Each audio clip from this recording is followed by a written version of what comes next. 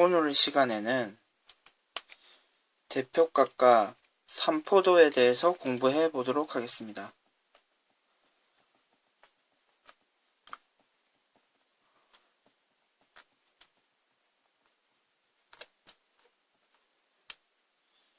대표값에 대해서 먼저 알아보도록 하겠습니다.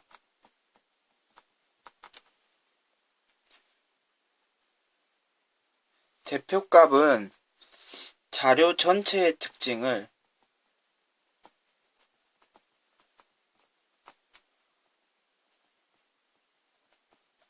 하나의 수로 나타낸 것을 얘기합니다.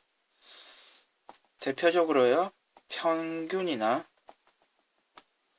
중앙값, 최빈값 등이 있습니다. 대표적으로 반키의 평균,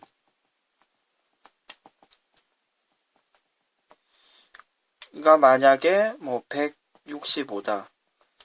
그러면은 우리가 165를 보고 자료가 어떤 특징을 가지고 있다. 대충 예측을 할 수가 있는 거죠. 다음으로 공부할 것은 삼포도입니다. 삼포도는 별량들이 흩어져 있는 정도를 나타냅니다. 별량이라고 하면은 자료를 얘기하고요. 별량이 얼마나 흩어져 있는지 있는 정도를 수치로 나타낸 것입니다. 대표적으로 분산과 표준 편차가 있습니다.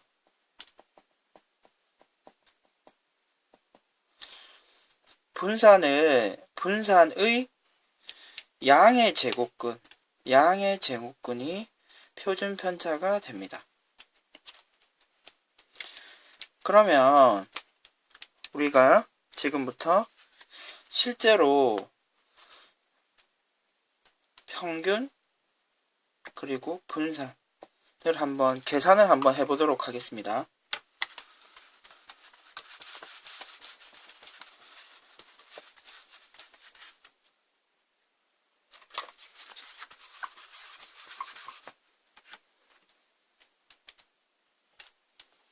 다음과 같은 자료가 있습니다.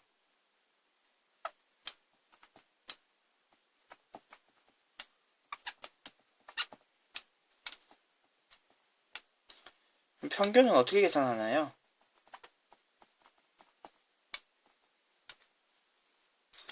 모든 자료를 다 더해서 그 자료의 개수로 나누어 주면 평균이 계산되게 되죠.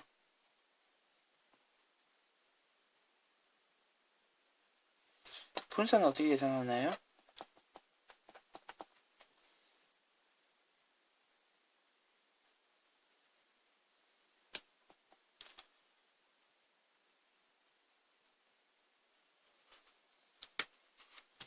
여러분 혹시 편차란 얘기를 기억하시나요? 편차는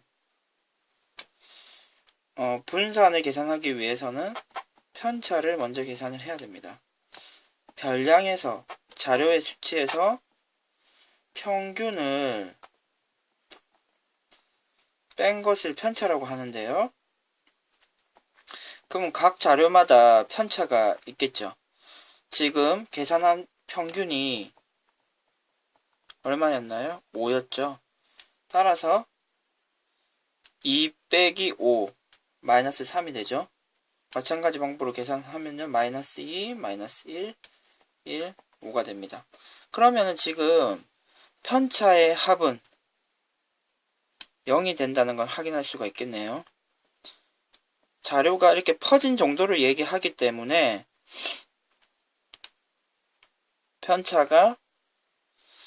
편차의 합은 평균은 딱 그 별량들의 중간 정도를 얘기하는 거겠죠. 따라서 편차의 합은 0이 됩니다. 따라서 편차를 가지고 우리가 자료의 퍼진 정도를 확인할 수는 없죠. 따라서 우리는 이 계산한 편차를 그냥 더하는 것이 아니라 제곱을 해서 더합니다. 분산을 계산하기 위해서요. 마이너스 3의 제곱, 마이너스 2의 제곱, 마이너스 1의 제곱, 1의 제곱, 5의 제곱. 이것을 5로 나누어주면 답이 8이 됩니다. 분산이 8이 됐네요. 퍼진 정도가 8이라는 건데, 만약에 자료가 두 개가 있고,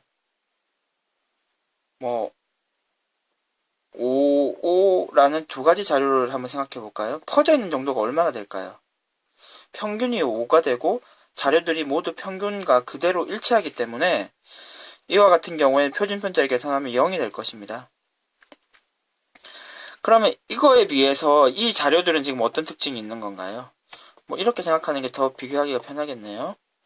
이거에 비해서 8이라는 거는 더 자료가 퍼져 있다는 걸 얘기하겠죠. 그리고 만약에 자료들이 더 퍼져 있으면 수치가 더 커지겠네요. 이해되시나요?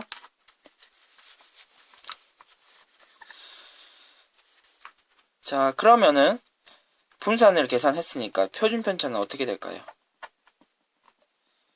그렇죠. 분산의 양의 제곱근이 되는 거죠. 8에다가 뚜껑을 씌워주면요. 표준편차는 2루트 2가 됩니다. 지금 계산하는 과정을 보면은 표준편차에 뚜껑을 씌워주는 이유가 직관적으로 이해가 되시죠?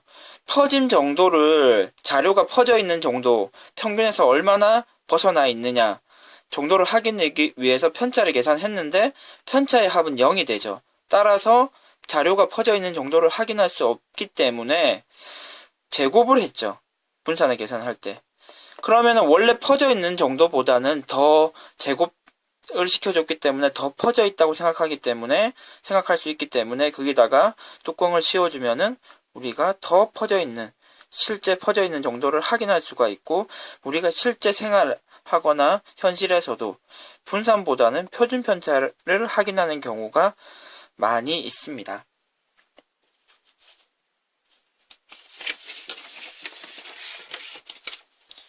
그러면 지금까지 얘기한 내용을 좀 일반화해서 한번 확인을 한번 해보도록 합시다.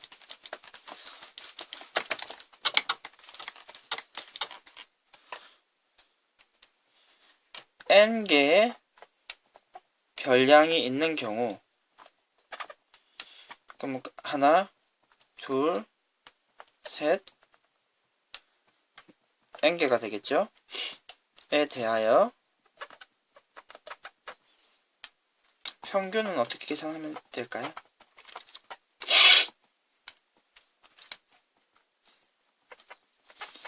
모든 자료들을 더해서 n으로 나눠주면 되죠. 분산은 어떻게 계산하면 될까요? 편차를 먼저 계산하는 거죠.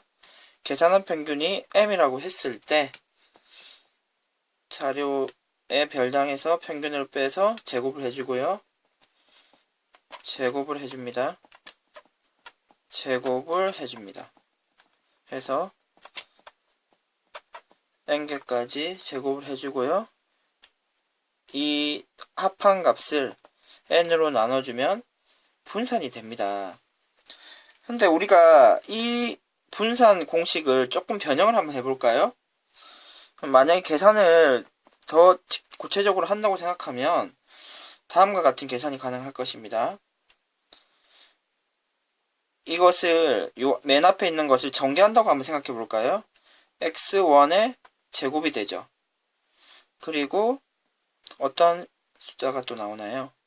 2ab, a의 제곱, 마이너스 2ab 해서 마이너스 a. 그러면 여기 m은 여기다 적을게요. 그리고 m의 제곱까지 되죠.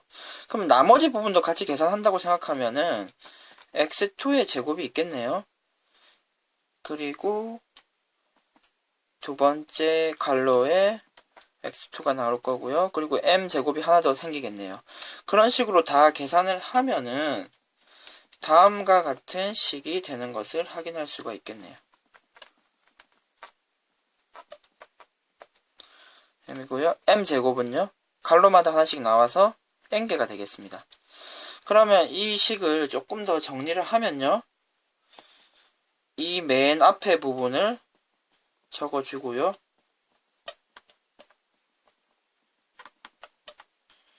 그리고 이 부분은 어떻게 되나요? 지금 이 부분만 계산해서 확인한다 그러면 별량을 다 더해서 n으로 나눈 거기 때문에 평균이 되는 거죠. 따라서 마이너스 2에 m의 제곱이 되고요. 플러스 이렇게 약분 되는 거죠. 약분을 해줬다고 생각하면은 m제곱이 되네요.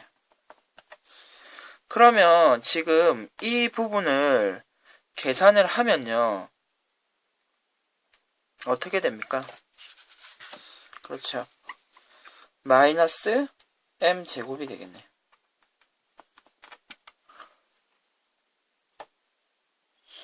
결국 지금 분산식은 이렇게 변형이 되네요.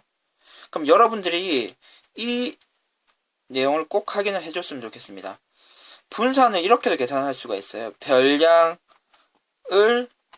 제곱한 것의 평균에서 빼기 평균의 제곱.